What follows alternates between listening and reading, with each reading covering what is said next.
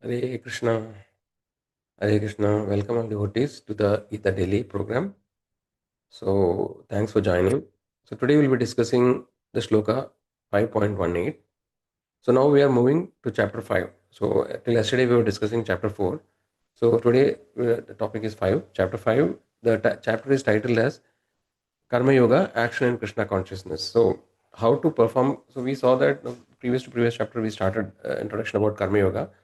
So, now the Lord actually will talk how actually we can do karma yoga in with devotion. So this is the essence of the today essence of this chapter. So let's move on.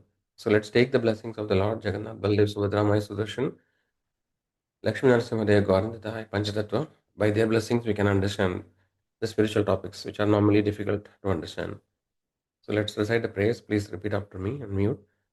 Om Atnanatimirandasya Atnananjanashalakaya Chakshurunmilitam Yena Tasmai Shri Gurave Namah. नमो विष्णुपादाय कृष्णप्रेष्ठाय भूतले श्रीमदे भक्तिवेदान्त स्वामिनिधि नामिने नमस्ते सरस्वती देवे गौरवाणी प्रचारिणे निर्विशेष शून्यवादी पाश्चात्यदेशतारिणे जय श्री कृष्ण चैतन्य प्रभु नित्यानंद श्री अद्वैता गदाधर श्रीवासादि गौरभक्तवृंद हरे Krishna Krishna Krishna Hare Hare Hare Ram Ram Ram Hare Hare.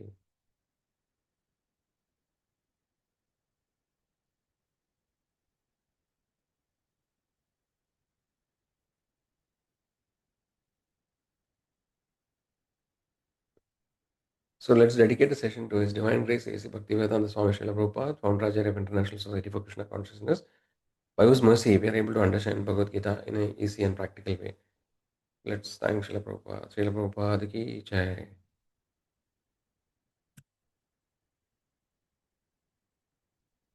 So today's shloka we will see 5.18. Let's recite the shloka. You can repeat after me in mute. Vidya Vinaya Sambanne Brahmane Gavihastini Suni Chaiva Swapake Cha Pandita Samadarshina. Let's repeat it. Vidya Vinaya Sambhanne Brahmane Gavihastini Shuni Chaiva Shubhake Cha Pandita Samadarshina. Translation by His Divine Grace Srila Prabhupada. Srila Prabhupada ki jai. The humble sages, by virtue of true knowledge, see with equal vision a learned and gentle Brahmana, a cow, an elephant, a dog, and a dog eater. So let's see the word meaning. Vidya, with education, Vinaya, and gentleness, Sampanne, fully equipped, Brahmane, in the Brahmana, Gavi, in the cow, Hastini, in the elephant, Suni, the dog, Cha, and Eva, certainly, Sopake, that in the dog eater, Cha, respectively, Pandita, those who are wise, Samadarshina, who sees with equal vision. So, this is a very profound shloka. So, it actually, Lord Krishna is describing to Arjuna what is the quality, or how a true pandita will behave. One who is really self-realized, or one who is really having proper education, he cannot be judged by his external appearances, like the dress he wears, or where does he works, or what is his social status. The true knowledge of a person is tested how actually he sees everybody, right? The equanimity in the vision. So this is what is explained. So it is mentioned that one who is vidya vinaya sampanna, he sees everybody, like the brahmana, the elephant, the cow, the dog, and the dog eater. So in this picture you can see, so he actually sees, when he sees all these different people who are in different social status, he doesn't see the external appearance of the body of the jiva, no, of the jiva. He actually sees the atma and the Lord which is residing in all the jivas. So we have seen that Krishna, the Lord, actually as Paramatma, is residing in all the jiva. Ishara Sarva Bodhanam Hridesha Arjuna Tishari, right? And also he sees that this body which is seen is only a covering. It's just the external covering of the jiva. The real person is the jiva, the atma which is situated. So this is the quality or the qualification of a pandita or a pure devotee. So he doesn't see the external appearances. He sees the atma, the Bhagavan as Paramatma, who is situated in every jiva. So let's try to go into a little more detail about the shloka.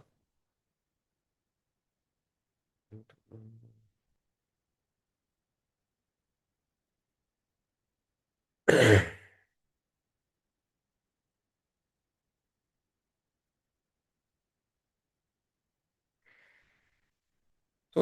now we will try to recap. So we are, as I mentioned in the beginning, we are in the chapter 5, Karma Yoga, Action in Krishna Consciousness. So how can we execute our karma and devote at the same time to the Lord? So this is the essence of the chapter. So in this sloka, we are seeing how a pandita is viewing everybody, right? So earlier we remember, if you remember, we talked about the four varnas and four ashramas. So Krishna mentioned the Chaturvarnya Maya system, Guna Karma Vibhagasa.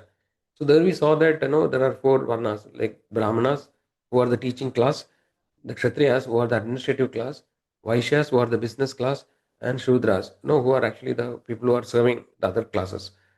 So these are the four varnas, right? And we also saw four ashramas like Brahmacharya, Grihastha, Vanaprastha, and Sannyasa. So the Varnashrama system was the Vedic system by which the society was properly structured and organized so that all the people can contribute to society, they can live happily in harmony, and according to their abilities, the people are engaged in different activities. So this was so we also saw that the actual conclusion will depend on the perspective of the vision. So when you are looking from a Vedic perspective or Varnashrama perspective, where actually the Karmaganda sections are there, which will provide a means by which a person can gradually elevate to the highest level, right? So normally, or not everybody is in the highest transcendental platform. So most of the people are not in that level. So the Vedic system gives a means by which the society can gradually progress, or not only society, the individual can progress in different levels, right? So accordingly, so the people are given different occupation, etc. So but then this is not the mechanism for achieving the highest perfection. So when you want to become like completely free from cycle of birth and death, then you have to go beyond the four ashramas, right? We saw that a Vaishnava or a pure devotee is beyond the four varnas. Now, so we need to should not misunderstand, that Vedic system is promoting the caste system, or it is promoting discrimination based on the caste. So this particular sloka, today's sloka, is an example for that. So it is mentioned that Vaishnava doesn't discriminate, right, others based on the avarna and ashrama, because if a Vaishnava or a pure devotee is already in the transcendental platform, he knows that the jiva is the real identity of the soul, of the person. The atma which is residing in various bodies is the real person. The body is a temporary dress, given by the material body, material energy, for the jiva to execute his karma. So the body is external, no, it is designation of the jiva, but then real person is the atma. So the Pandita will see the Atma in all the jivas, not only human beings. So in human beings, we may be, there are different people, like somebody may be a Brahmana, somebody may be a Kshatriya, Vaishya, Shudra, or somebody may be an outcast. No, it doesn't belong to any of the Varnashrama system. Right? So he may be lowest, he may be very poor, he may be rich. It doesn't matter. So within the human being, a Pandita sees everybody with equal vision as the soul. But he goes beyond that. He even sees in the animals, right? Given here it is mentioned the cow, the elephant, and the dog, right? Not only that, even in the trees, plants. So he sees that everywhere. All these living entities, they are all Atma, which is spirit part and parcel of Krishna, and somehow they have fallen down to the material world, right? And then they are in ignorance, and because of the ignorance of their identity, they think that they are the body, and all their activities are surrounding at the body. They work day and night to make the body happy, to live happily in this material world. They don't know that they can't find happiness. So the pure devotee is compassionate to jiva. He sees the suffering condition of the jiva, and he feels compassion, and then he tries to help the jiva to realize his real identity. So this is the highest qualification of a Vaishnava. So a Vaishnava actually is one of the main quality of Vaishnava is compassion to the jiva, right? Not only to the human beings, but to all jivas, all living entities, is compassionate. So, actually, we mentioned about Lord Chaitanya Mahaprabhu. So Lord Chaitanya Mahaprabhu is the incarnation of the Lord. Lord actually comes in Chaya, Lord comes in Kali Yuga as Chaitanya Mahaprabhu to deliver all the conditioned souls, and he propagated the chanting of the holy name. We have seen that every yuga has a process for self-realization, and the Kali Yuga, the process is the chanting of the holy name. And Lord Chaitanya Mahaprabhu's main mission was to spread the holy names of the Lord in every town and village.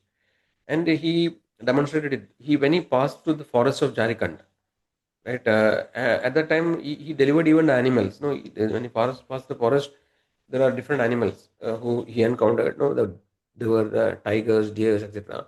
So he asked them to chant. He could make the animals even chant the holy name, and these animals got delivered from the cycle of birth and death. So this is the Chaitanya Mahaprabhu demonstrated the compassion, no highest compassion, of a pure devotee of the Lord, right? And then he acted like a devotee, but actually is the Supreme Lord himself. And his followers, no, we are in that same parampara. His followers actually, like Srila Prabhupada and the previous acharyas, they also exhibited the same compassion. So what actually we need to understand is that we already saw that no, we are not the body, we are the soul, but we should also be able to see the same, have the same vision when we look at others. Right? When we understand that we are the Atma, so we should understand all the people around us, that all the jivas around us, they are also Atmas, and they are all trapped in the material body, right? And they are suffering. So our goal should be first of all try to save ourselves and also help others jivas understand their position, and don't be angry or don't have negative emotions against other jivas, because they are also acting because of their karma. Helplessly they are acting, because of their karma, right? They don't know their identity and they are suffering. So we should be compassionate. So Chaitanya Mahaprabhu has recited a famous verse in Chaitanya Charitamrita. Chaitanya Charitamrita Madhya Leela, 13th chapter, 80th verse. So this verse is very famous. So this says that Naham Vipro Nacha Narapatir, Napi Vaishyo na Shudro, Naham Varni Nacha Gragapatir, No Vanasto Yatirva, Kintu Prodayan Nikila Paramananda Purnamrdaver, Gopi Bhartr Padakarmalayor, Dasa Dasa Dasa Anudasa. What is saying that Chaitanya Mahaprabhu is saying that no, I am not a Brahmana, I am not a king, I am not a Shudra, I am not a Vaish Kshatriya, right? So, and neither I am a Grihastha, nor I am a Vanaprasa, nor I am a sannyasi, right? So he's saying that all these designations of the Varnashrama, this is not my real identity. But actually, I am a spirit soul who is always in the bliss, always completely happy, a spirit soul. And I am the servant of the servant of the servant of of the gopis. So the gopis are considered as the topmost devotees of the Lord, right? So my identity is that I am the servant of the servant of the servant of the devotee. So if there is a pure devotee of the Lord, right, like we have Srila Prabhupada and the previous acharyas, so we should consider ourselves to be a servant, a humble servant of the servant of the servant of the pure devotee of the Lord. So Chaitanya Mahaprabhu is exhibiting or is demonstrating as an example what should be the vision. So the vision is not anything external that we see, but the vision is to identify that we are the soul, Atma, and we are the servant of the Lord. So Chaitanya Charitamrita also says in Madhya Leela 20, chapter 108 verse, that Jivera Surup Hai Krishna Nityadas. The original the original identity, the Jivera Surup, the Surup of the Jiva is to be an eternal servant of the Krishna. So this we have seen, no? So all the Jivas, the Krishna actually is the original personality of Godhead. He is the source of all other incarnations. Even the Jivas are considered as the fragmented spiritual sparks of the Supreme Lord. So the Jiva, Krishna is actually Atmaram. He is self-sufficient and can be happy by himself. But nevertheless, by his sweet will, he has created this variegated material expansion and spiritual worlds also. Right? And he also manifested the Jivas for his reciprocation. So he want to reciprocate the loving relationship with the Jivas. That's why the Jivas are existing, the various kinds of Jivas. So, but then the Jiva's original position is to be serving the Lord. When the Jiva is happy and serving the Lord, no, then that is the constitutional position of the Jiva. Right? Only in that position the Jiva can be completely blissful. So we saw that everybody in the material world is looking for happiness, right? And then they are frustrated in their search, because the real happiness is can be only attained when the jiva is in his constitutional position, when he serves the Lord, when he executes bhakti or devotional service to the Lord. That is the constitutional position of the jiva, and only in that condition the jiva can be happy. That is why we also saw the example, right? The material world is considered like a reflection of the spiritual world.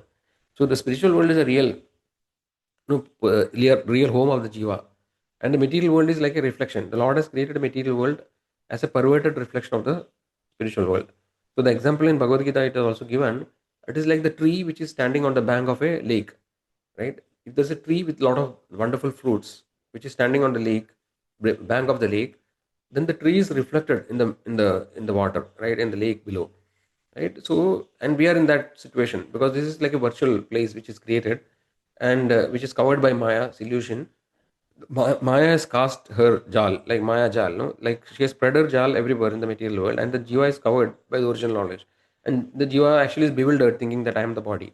and all his pursuits are based on this wrong understanding. But when a pure devotee gives the knowledge, spiritual knowledge to the jiva, then actually he becomes enlightened. And by executing pure devotional service, slowly the curtain of Maya is removed, right? And then jiva can understand that what is his original position, and what who is Supreme Lord, and what is his relationship with him, right? And by executing jiva, the devotional service, the jiva gradually become free from the cycle of birth and death. So that is the essence of actually what is the constitutional position of the jiva, right? So we just try to summarize what we saw. So we understood, what is the quality of a pure devotee of the Lord, or what is the real qualification of a pandita, the so-called pandita. A so-called pandita is not actually the scholarship, material scholarship, about knowledge about material things, or he may be very rich, he may be very very powerful. This is not the real qualification of a pandita. A real qualification of pandita is to have an equal vision on of all the jivas. He not only sees all the human beings same, he even sees the other living entities like animals, plants, trees, etc. As a jiva, which is covered by the body, temporary covering of the body. So today we will see a small example of the story, of the story like, of Srila Prabhupada himself, right? As a excellent acharya who had equal vision. So Srila Prabhupada, we know every time we thank Srila Prabhupada in the beginning of the class, he is the founder acharya of International Society for Krishna Consciousness. So Srila Prabhupada actually was a grihastha in the beginning of his life. He had a family, he has children, etc. And he was doing business. But then after meeting his spiritual master, his divine grace, Bhakti Siddhanta Saraswati Thakur, he actually, Bhaktivedanta Saraswati Thakur, when he met first time, Srila Prabhupada, he gave the instruction that you are an educated man, you should spread the knowledge of Vedic scriptures throughout the world in Western countries. Because people in the Western countries, they are actually bereft of spiritual knowledge, and everybody is suffering. And especially he wanted the United States, because the United States is considered as the topmost country. And if the people of United States take the bhakti, then all the people will follow, they will imitate. So this particular instruction, which a spiritual master gave, Srila Prabhupada took it as his mission, as his life mission. So gradually, he gave up the family life, become a sannyasi, and at the age of 70, he actually went to the US, United States. So his only motivation to go to the United States was his order of spiritual master and the jiva dvaya, the compassion, to the spirit soul, that the suffering soul has to be delivered. So he went to the United States. He just had 40 rupees, right? And then he had struggled, lot of struggles, because he did not have anybody to help, right? And initially the hippies used to come. The people who are like drunkards, who are drug addicts, they used to come to Srila Prabhupada. And because of the mercy of the previous acharyas and Srila Prabhupada's spiritual potency, he were able to convert even the hippies and drug addicts, to pure devotees, to highest standard of Vaishnava, right? And then they become pure devotees of the Lord. They give up everything, right? So here we can see the true compassion of Vaishnava, right? How actually he's seeing the spirit soul in every jiva, every body, and he was ready to take so much of troubles and difficulties, right? And not only that, then Srila Prabhupada created International Society for Krishna Consciousness, right? And there are actually people from all the castes, different caste, creed, color, right? They all like assembled there under one umbrella, right? So many of them, as I mentioned, some of them were like the lowest from the society, like the hippies, right? Then there were many scholars who were who actually joined the movement, the people who are normal grahasthas, even the a politician. So Prabhupada was able to by his preaching power, he was able to convince all the different caste categories of people, respective religion. So there were blacks, there were whites, and then the Krishna consciousness is now spread throughout the world, right? So everybody, like even in countries like Russia, they are doing bhakti. So Prabhupada actually created a big home, right? A universal home where people from all the countries, all caste, creed, everybody can actually take shelter, and then they are all united. If you go to like Mayapur, which is headquarters of ISKCON, you can see that people from all countries, all caste, all colors, they have come there, right? So this is the pure,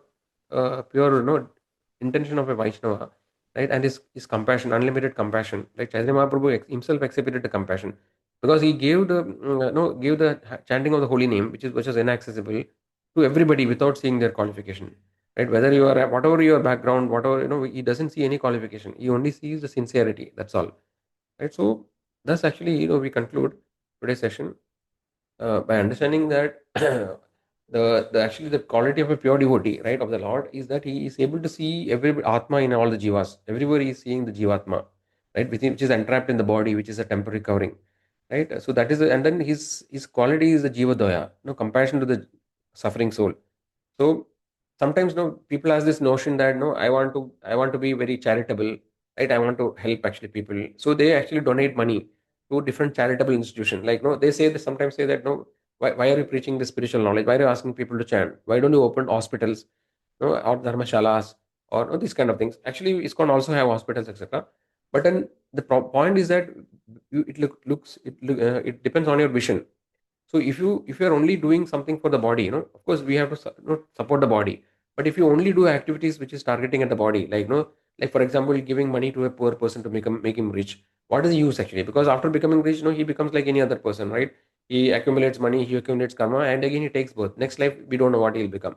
So the whatever support we are giving to the body will doesn't have long term uh, sustainability, right? We have to see that the person is really the soul, and the soul is starving due to spiritual knowledge, and because of which the jiva is suffering.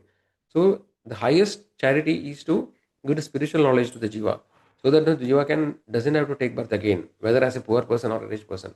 So this is very important, concept. So what can we apply in our day-to-day life? So one is that we should, when we are acquiring knowledge, we should be humble, right? We should not be proud, because we need to understand that what is the real position of the jiva, right? And then we should start seeing people with the equal vision, right? Not based on their external status, social status, or external dress, or external, what car they are having, what kind of house they are having. So these things are immaterial. These are temporary.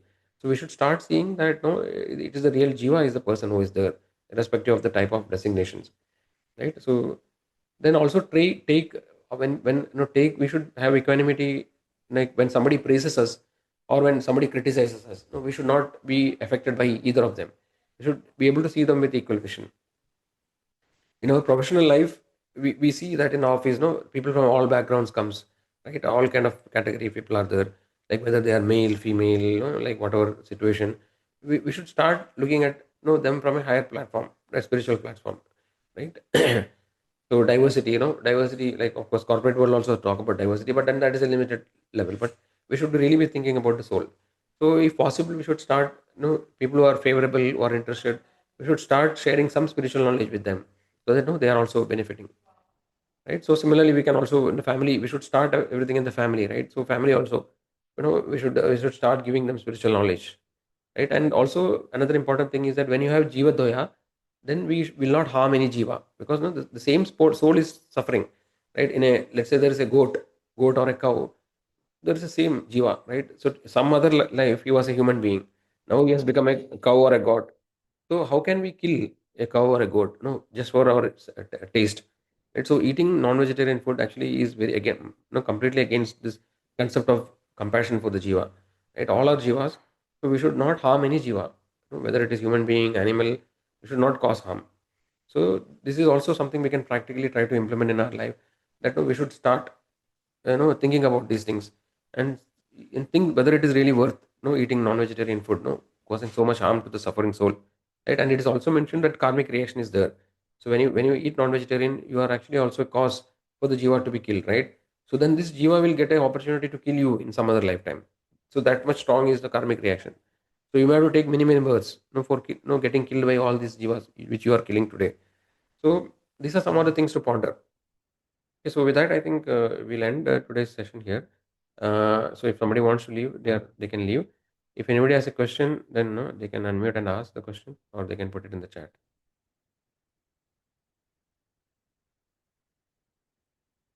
So Mataji has asked a question. It is the ultimate knowledge, Hare Krishna. Okay, so she's just making a comment that, no, this is very important knowledge, that actually we should think about everybody in the spiritual platform. Yes, Mataji, thanks for the comment. Hare Krishna, Hare Krishna, Krishna Krishna, Hare Hare, Hare Ram, Hare Ram, Ram Ram, Hare Hare. So if there are no more questions, then I think we can end today. And so, as usual, no, we will meet on Monday, because Sundays we don't have online class. Sunday we request devotees to come to our center, Harloor Center, so they can come there and take association. We'll have Kirtan, Bhagavad Gita session for 1 hour, detailed discussion, then also dinner prasadam. So you can take the opportunity whoever is in Bangalore. So otherwise we'll meet on Monday again and continue the discussion. So once again, I'd like to thank all devotees. I think somehow the attendance is dropping significantly. So if you know some other devotees who used to regularly join, you can encourage them to again join. Maybe it's because of vacation time, people are traveling, they have some other commitments. Nevertheless, if you know somebody in the group, you can encourage them to again join the classes. That will be showing the compassion what we learned today to the jivas. Also, you can share the knowledge of this. Okay, so let's wind up today. Thank you all for joining. Hare Krishna, Krishna Krishna, Hare Hare, Hare Rama, Hare Rama, Rama Rama, Hare Hare, Hare Krishna.